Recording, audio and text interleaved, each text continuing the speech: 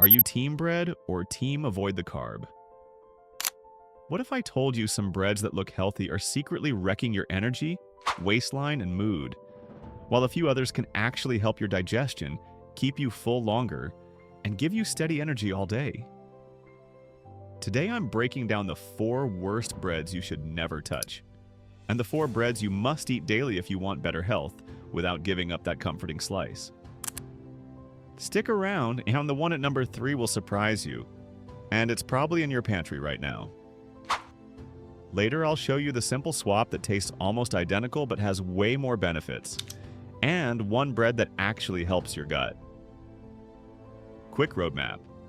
We'll cover what to avoid, why it's bad, no scare tactics, and what to eat instead so you can still enjoy bread guilt-free. 4 worst breads you should never touch.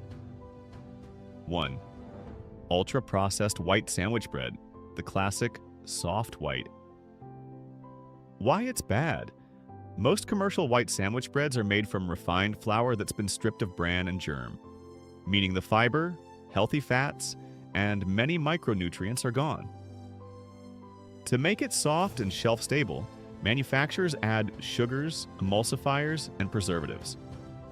That combo creates a very high glycemic effect, a fast blood sugar spike followed by a crash. Over time, that pattern can mean more sugar cravings and less stable energy. Hidden traps.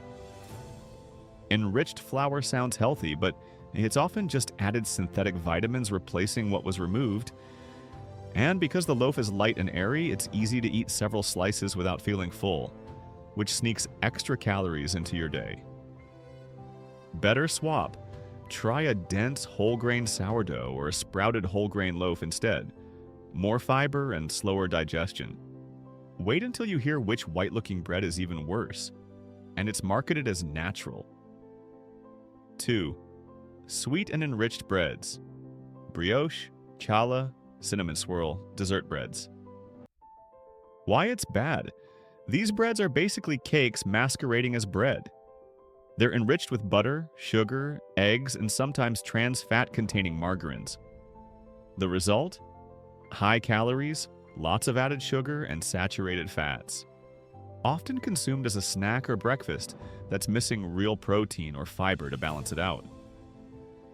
When people reach for them, because they taste decadent, they're eaten casually with coffee or on the go, turning a 200-calorie treat into a 400 to 600-calorie meal without satiety. Better swap. Reserve these for a true treat. For daily breakfast, choose a small slice of seeded whole grain toast with protein, eggs, cottage cheese, nut butter. You'll be shocked at how many cafes call dessert breads artisan to justify higher prices. And you pay twice for the calories and the crash. 3. Whole grain or multi-grain imposters. Marketing traps. Why it's bad? Labels like multigrain, wheat, or made with whole grains sound healthy, but many loaves are mainly refined flour with a few seeds sprinkled on top. Manufacturers rely on marketing, not nutrition, to sell these. The result is a loaf that looks hearty but digests like white bread. How to spot them? Ingredients are listed by weight. If the first ingredients are enriched wheat flour or similar, it's not true whole grain. Also watch for added sugar, high fructose syrups, and long chemical-sounding ingredients. Better swap.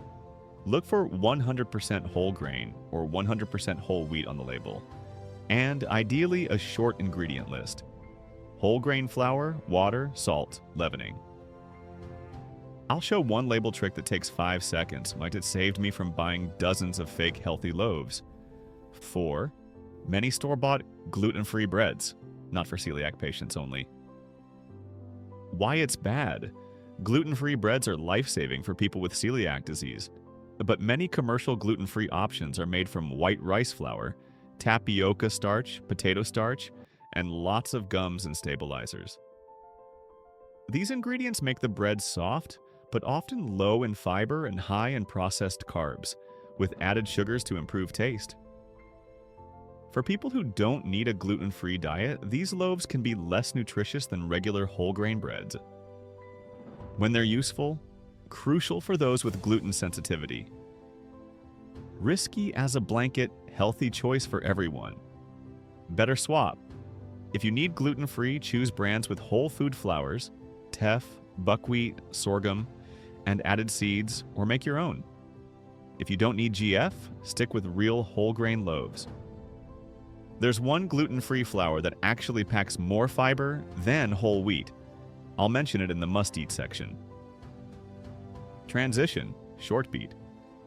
Okay, now that we've ripped the Band-Aid off the worst offenders, let's flip the script. Here are the 4 breads you should eat regularly to stay full, keep energy even, and actually get nutrients from your loaf. 4 breads you must eat daily. 1. Sourdough, naturally fermented.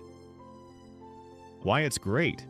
Real sourdough is made with a long, natural fermentation, using wild yeast and lactobacilli. That fermentation helps partially break down gluten and reduces phytic acid, which can improve mineral absorption.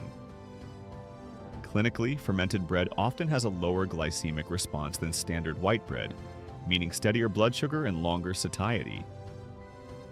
Flavor and texture.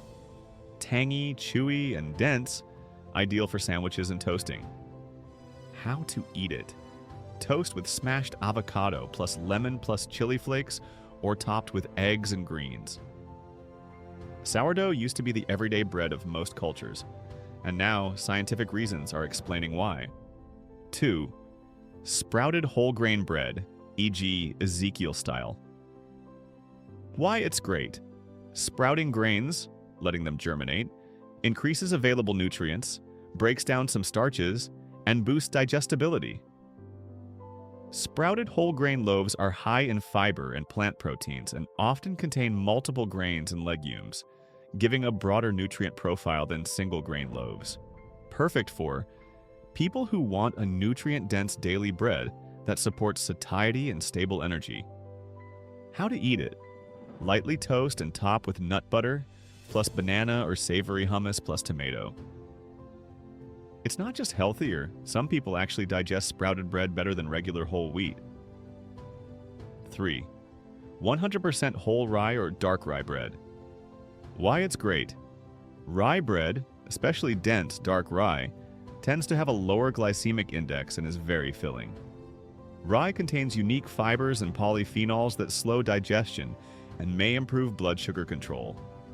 Its dense texture discourages overeating and keeps you satisfied longer. Flavor. Earthy and slightly tangy. Great with smoked fish, cheese, or a simple egg. How to eat it. Thin slices as open-faced sandwiches with lean protein.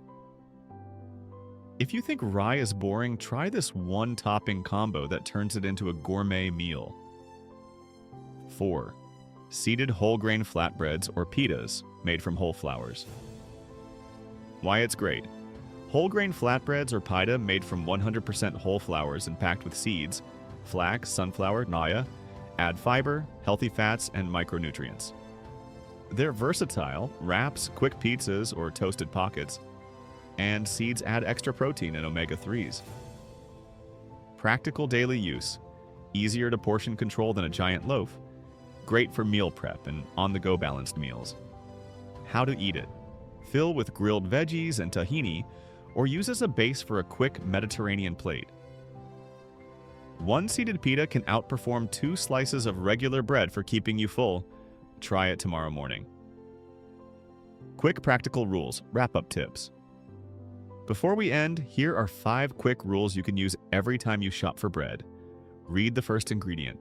If it's not a whole grain, move on. Short ingredient lists win. Less processing usually equals better.